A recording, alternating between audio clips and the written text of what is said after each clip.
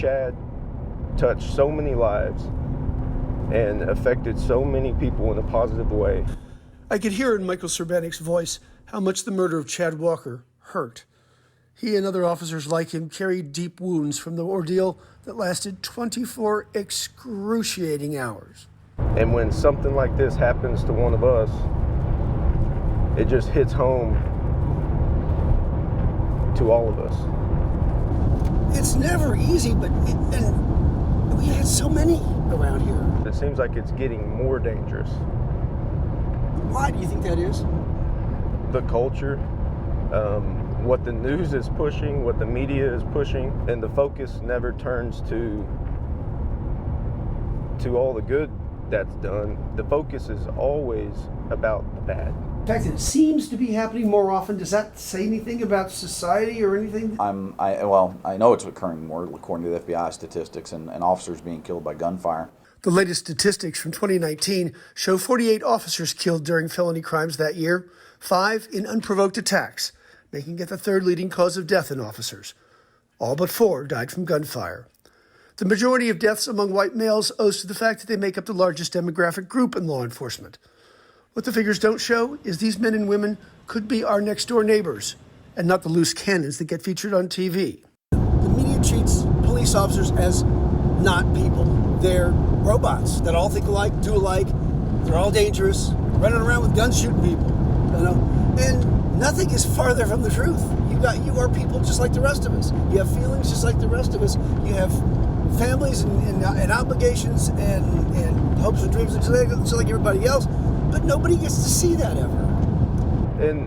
But they're getting to see it here, a life of someone who chose to serve. To me, that represents that is what our community values. We value service to others, a life of service, and that is important. And when one of them gets ambushed, the way Chad Walker did, the others seem to cry, to throw up their hands in frustration. But the next day, they get up, they put on their uniform, and they go to work, trying to pretend it will never happen to them, but knowing deep down, it can. It's been a year. Chief Devlin points out, though, if you watch the media close enough, truth does get out. What do you do about the one-size-fits-all portrayal of the police in the media?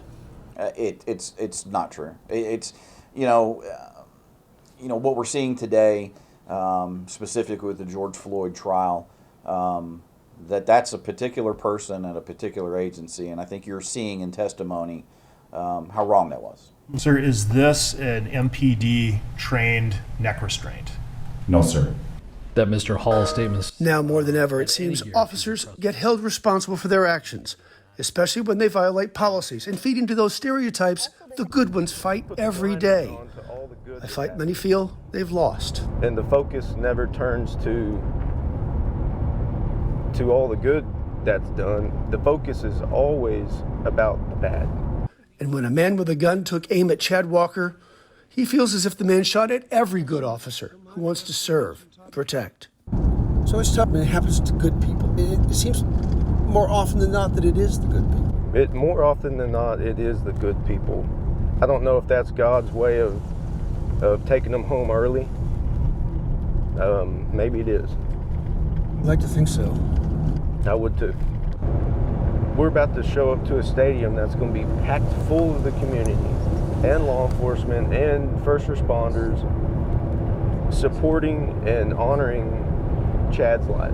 So if you look around and you talk to your neighbors and your friends and family, it's not what the media is portraying.